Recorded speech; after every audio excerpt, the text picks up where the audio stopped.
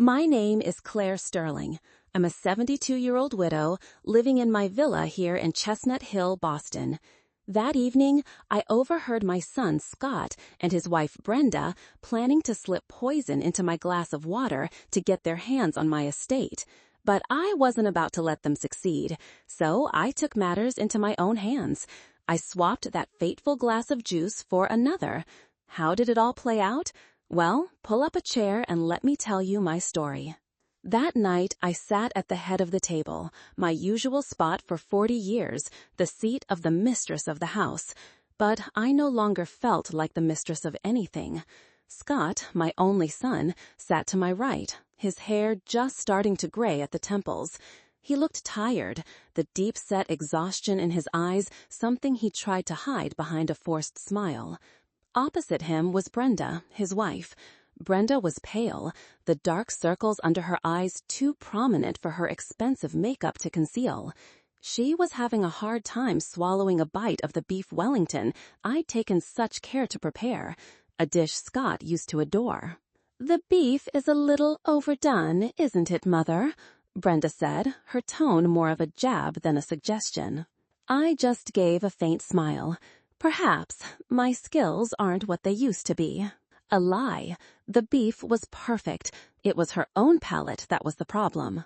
I decided to get up for dessert, an excuse to escape the suffocating atmosphere.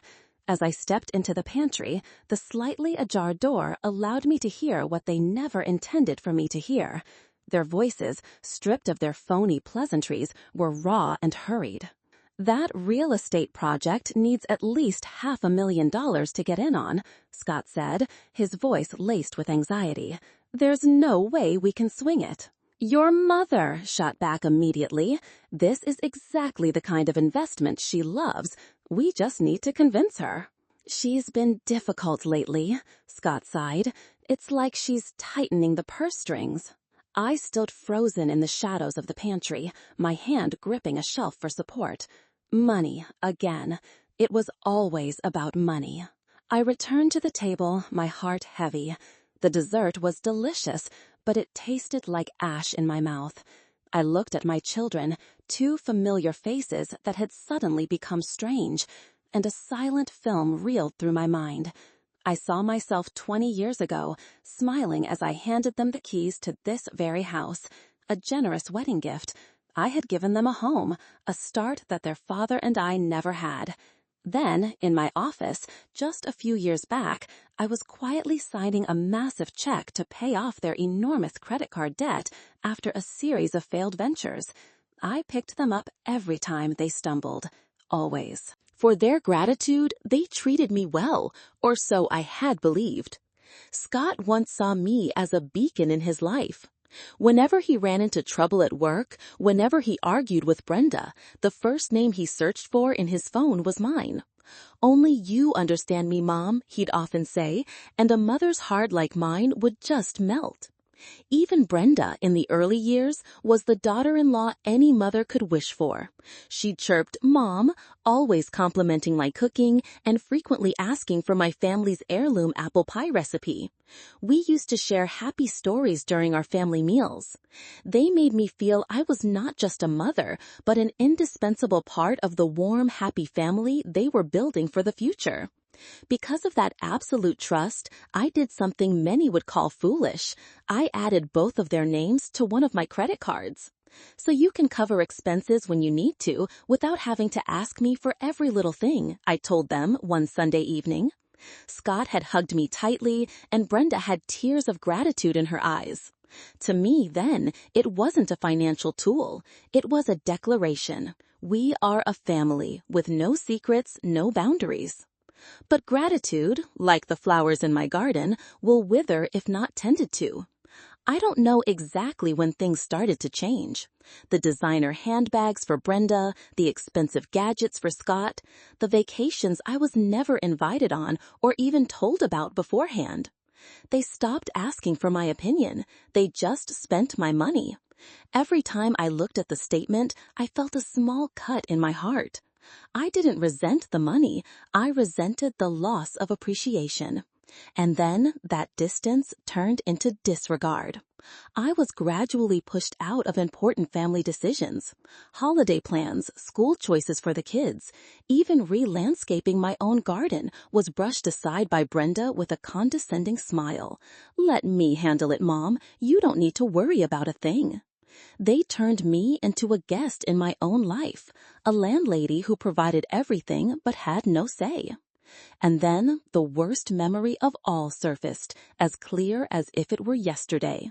At this very table, just last week. "I heard about the Millers," Brenda had said nonchalantly, her eyes glued to her phone. "The mother is severely incompetent, so the son was finally granted full control of the estate.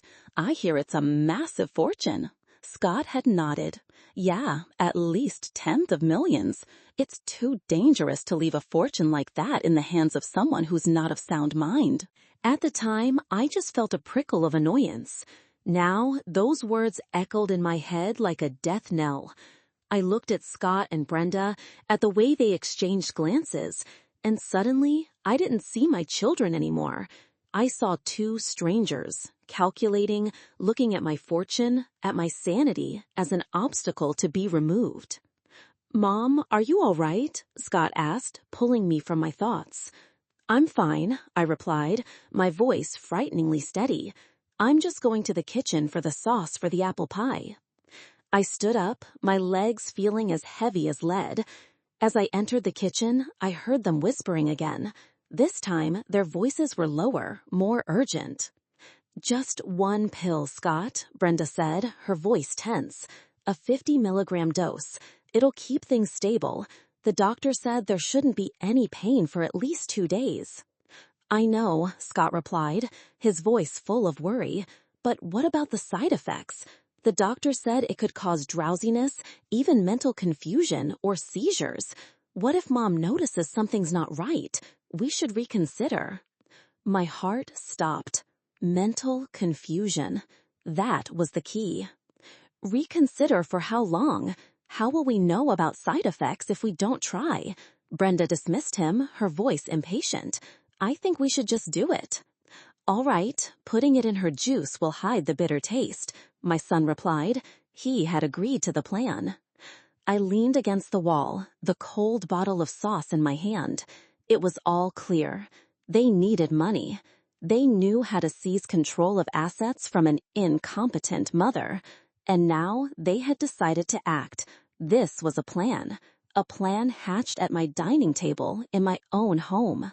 The pain morphed into a cold fury, a brutal clarity. They didn't just want me silent, they wanted me gone. They wanted it all. Tonight, I would show them what a woman on her way out was capable of. I walked out of the kitchen, my face a mask of composure. On the table, 3 glasses of dark red cranberry juice were already poured. I knew whose was whose. I knew which one held the betrayal. With a calmness that surprised even me, I picked up Brenda's glass. "Yours looks a little light on ice, dear. Let me top it off for you." I walked back to the kitchen, my heart not racing, my hands perfectly steady. I simply poured her glass down the drain and filled a fresh one with pure, clean juice. Then I returned to the table, placed the safe glass in front of Brenda, and sat back down in my own seat, facing the glass that held my fate. Everything happened in silence. We began to eat the apple pie. 5 minutes. 10. I watched Brenda. She started to look fidgety. "Mom, I'm feeling a little," Brenda began, but she trailed off. Her eyes stared at a fixed point in space. "Brenda," Scott asked, alarmed, "what's wrong?" Brenda didn't answer. She started to slur her words, incoherent fragments of sentences. Then, to Scott's horror and my own cold validation, her body began to twitch lightly.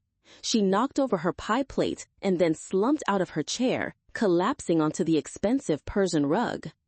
Scott screamed his wife's name, rushing to her side. He turned to me, his eyes wild with panic and pleading. "Mom, call 911." I didn't move. I just sat there, watching my daughter-in-law convulsing on the floor, and a single, clear, ironclad thought formed in my mind. If I had drunk that glass, that would be me on the floor. I had saved myself. The war had just begun. I picked up my phone, my fingers cold as I swiped across the screen. I knew who I had to call first. I called Alistair Finch, my lawyer. Only then did I call 911. The wail of the ambulance tore through the quiet Chestnut Hill night, but to me, it was just distant background noise. While the paramedics rushed Brenda away, I remained motionless at the dining table, amidst the wreckage of a family dinner. Scott followed them, his face a mask of panic. But before he left, he looked back at me, a chaotic mixture of fear and a silent question in his eyes. I didn't respond. I looked right through him, as if he were a stranger. I didn't sleep that night. I sat in my study, staring out at the darkened garden, and I laid out my plan. Not with pen and paper, but with cold decisions forged in the fire of betrayal. A few days later, Scott and Brenda returned. Brenda looked weak and pale, but she was back on her feet. They came to my door holding a bouquet of white lilies, funeral flowers, a cruelly ironic choice. "Mom," Scott began, his voice strained, "I'm so sorry about dinner the other night. Brenda, she's been overworked. The doctor said it was exhaustion." I looked at the flowers, then directly into my son's eyes. "I don't care for lilies," I said, my voice flat, devoid of emotion. I didn't invite them in. The door remained ajar, a physical boundary between us. "Mom, we need to talk," Scott tried again. "I don't think there's anything left to say, Scott," I replied. "Everything has been made perfectly clear." Scott stammered, searching for words. "No, you don't understand. It's more complicated. Complicated?" I cut him off. And for the first time, a sliver of emotion crept into my voice, a deep, profound hurt. "I have raised you for 45 years. I know when you're lying to cover for your wife. I saw it, Scott. Your mouth may have been shut, but your eyes weren't." My words hung in the air like a verdict. I saw the desperation in his eyes, saw him start to say something and then stop. Shame, or perhaps the regret of being caught, choked the words in his throat. Finally, he just bowed his head, took Brenda's hand, and left in silence. That silence, to me, was a confession. The next morning, I sat in Alistair Finch's stately mahogany-paneled office. He'd been my family's lawyer since Scott's father was alive. He peered at me over his tortoiseshell glasses, his sharp eyes having witnessed countless secrets of Boston's elite. "You don't look well, Claire," he said, his voice a low, concerned rumble. "I need your help, Alistair," I said, getting straight to the point. "I want to make the necessary changes to protect my assets, immediately." "Do you want to speak with Scott directly first?" he asked. I gave him that chance, I replied, my voice turning to ice. He chose silence. I didn't tell Alistair about the poisoning plot. I was afraid he'd think I was a paranoid old woman. I only said, I have reason to believe Scott and Brenda are engaging in behavior that endangers my financial security. I want to freeze everything. Alistair didn't ask any more questions. He knew me. He knew when I was serious. My attack was not loud. It was silent, carried out through postmarked letters and official emails. It was the only language I believed they would understand. A week later, I knew the first letter had arrived.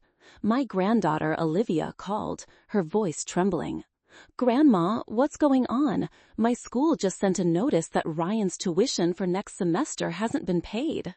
"I will take care of you and Ryan, my dear," I reassured her, "but only you two." Then the second letter hit. This time Scott called me, his voice shaking with a mixture of anger and panic. "Mom, the bank just notified me that the mortgage on the house has been frozen. They said the guarantor has withdrawn support. What are you doing?" "I am simply no longer paying for your life," I replied, my tone as calm as if I were discussing the weather. Brenda snatched the phone from Scott. I could hear her screaming on the other end. Why would you do this? All of my credit cards have been canceled. Those were supplementary cards on my account, Brenda, I said, and I have every right to cancel them. I hung up before they could say another word. The final confrontation was inevitable. They stormed over to my house on a rainy afternoon, looking like two cornered rats. This time, I let them in, into the living room where I sat calmly sipping my tea. "Mom, why?" Scott began, his voice hoarse. "What did we do wrong?" "Don't play innocent with me," I replied, setting my teacup down. "I know about your plan from that dinner." The shock and confusion on their faces was palpable. "Plan?" Brenda stammered. "What plan?" "Mom, I don't know what you're talking about," Scott said. "What are you accusing us of?" I let out a bitter laugh, one that didn't reach my eyes. "Accusing? I'm defending myself. I heard you talking about the Millers, about seizing control of an estate from an incompetent mother." Scott was stunned. "The Millers? What does that have to do with anything?" "And then I heard you talking about the pill, about mental confusion, about hiding it in juice so no one would notice." My voice rose, the pain of years of suppressed feelings finally erupting. "Did you think I was so stupid that I couldn't put the pieces together?" The horror dawned on Scott's face as he realized the terrible misunderstanding. "No, Mom, my God, it wasn't like that. Those were Brenda's pills. She's sick. I was trying to help her." "Sick?" I sneered. "A perfect excuse. I gave you a home, a life, and this is how you repay me? You think because I'm old, I'm a fool?" Brenda, her face white as a sheet, tried to step forward. "Mother, please listen to Scott." "Enough!" I screamed, losing control for the first time in years. "I don't want to hear another one of your lies. Get out!" I pointed to the door, my body trembling with rage and hurt. They looked at me, utterly stunned by my fury. Scott tried to say something, but then stopped. He saw the wall I had built, an impenetrable wall. He took Brenda, who was shaking, by the hand and pulled her from my house. I stood there in the silent living room, listening to the rain lashing against the windows, the slam of a car door and the roar of an engine fading into the distance. I had won. I had driven away those who meant to harm me. But as I looked at my reflection in the large mirror above the fireplace, all I saw was a lonely old woman with fire in her eyes, standing in an empty house. After that confrontation, a heavy silence descended upon my life. No more visits from Scott and Brenda, no more tense family dinners, no angry phone calls, no pleading. They simply vanished, erased from my world. I told myself it was the peace I had sought, that I had successfully cut the malignancy from my life. I began to reorganize my days, meeting with old friends, spending time in my garden. I spoke with Alistair about setting up separate trusts for Olivia and Ryan, ensuring their futures were secure, completely firewalled from their parents. I convinced myself it was the act of a responsible grandmother, not a mother punishing her son.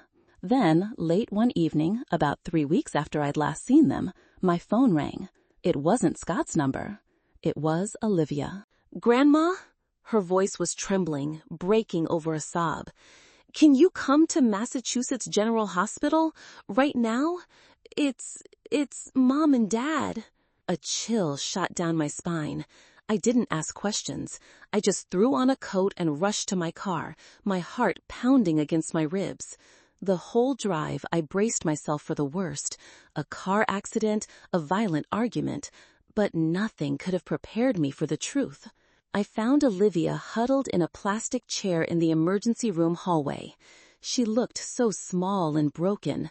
When she saw me, she flew into my arms, her body racked with shudders. "Dad's in that room," she wept, pointing to a curtained-off bay. "The police are talking to him. Mom, she's in surgery. They said it doesn't look good." "What happened, sweetheart?" I asked, my voice hoarse. Olivia took a shaky breath, trying to get the story out in broken pieces. They'd been fighting a lot about money, the house. Tonight, I heard a crash. I ran downstairs and Mom was on the floor. Dad said she tried to attack him and she slipped and hit her head on the coffee table. I stood there stunned. So Brenda's madness had finally escalated. But before my judgment could harden, a man in white scrubs emerged from the operating room. He looked tired and grim. "Are you Mr. Sterling's mother?" he asked. I nodded. "I'm Dr. Chen, the neurosurgeon." "I'm very sorry," he began, and I knew the next words would be terrible. "We did everything we could to stop the bleeding, but the fall caused a massive cerebral hemorrhage. However, that wasn't the primary issue. During the procedure, we discovered a large brain tumor, a frontal lobe glioma. It's been there for some time, and it's aggressive. Even without the fall, I'm afraid she wouldn't have had much longer." "A tumor?" The word echoed in my head over and over. It made no sense. It completely shattered the narrative I had built for myself, the one of the victim mother and the villainous children. The door to the curtained room opened. 2 police officers came out, followed by Scott. He didn't look like my son anymore.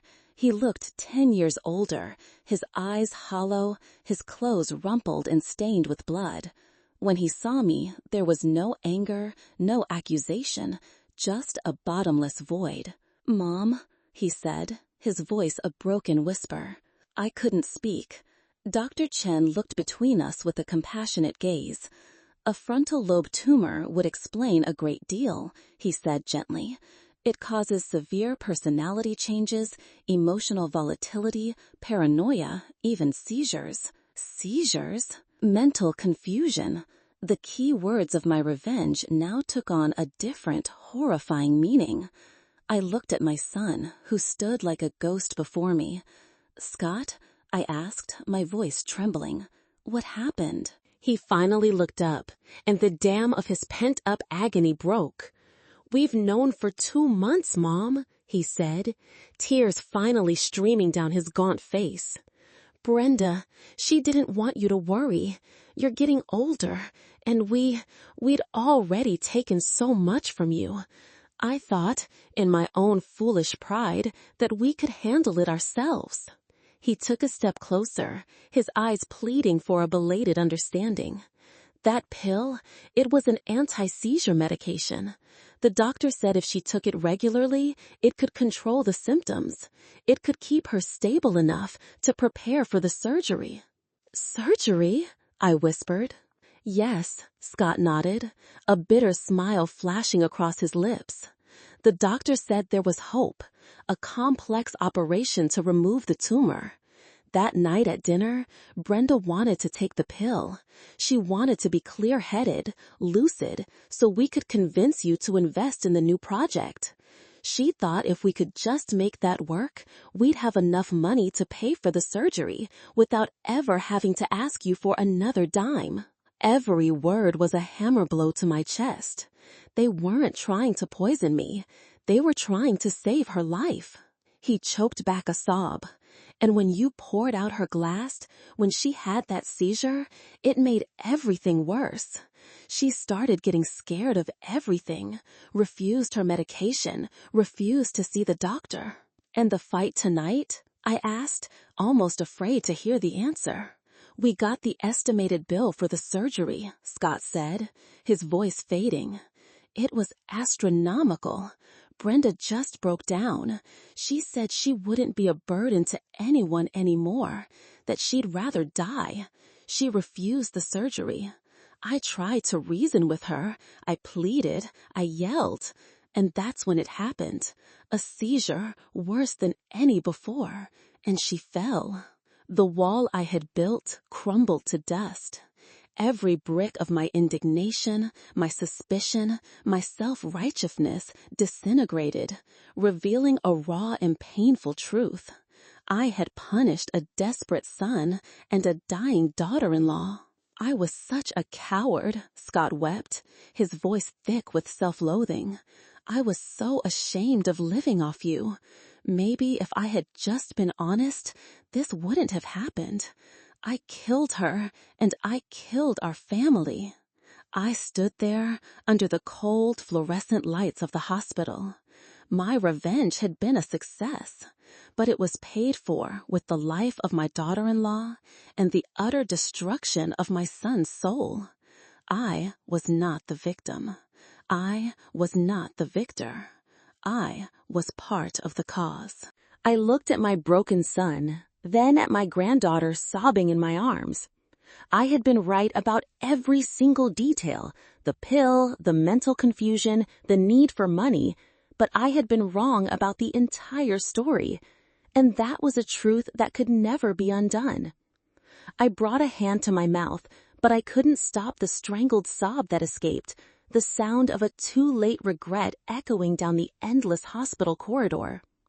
A few months later, autumn had come to Chestnut Hill, bringing a chill to the air and turning the maple leaves to gold. Mount Auburn Cemetery was quiet in the late afternoon light. I stood before a new white marble headstone.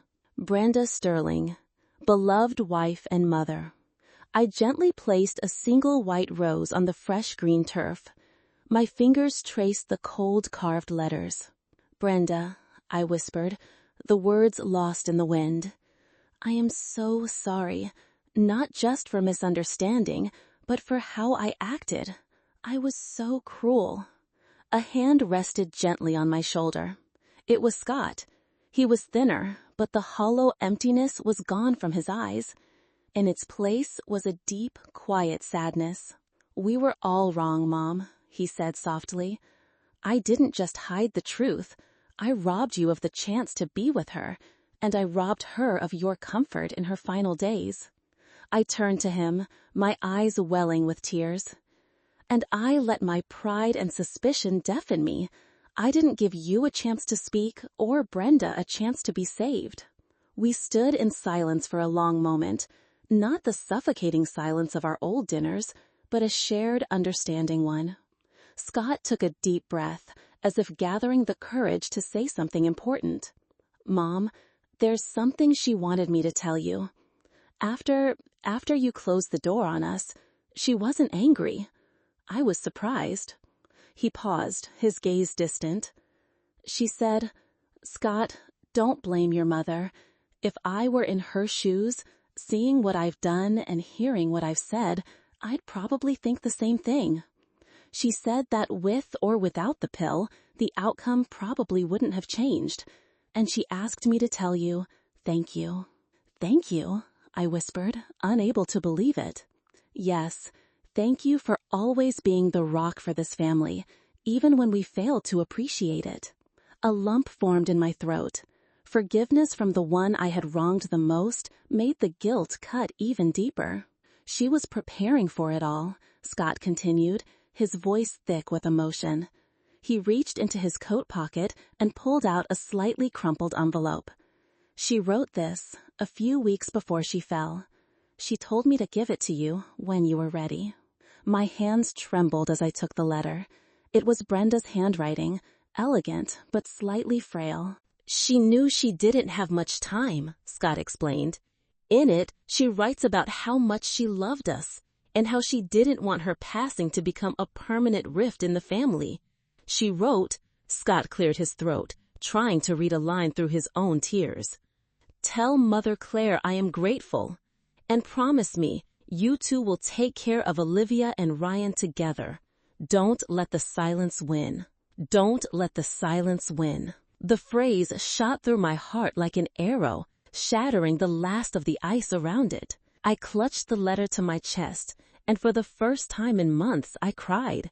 Not tears of anger or hurt, but tears of loss, of regret, and of a belated, painful love. In the distance, Olivia and Ryan were walking along a small stone path, their presence a reminder of the future, of the promise we now had to keep.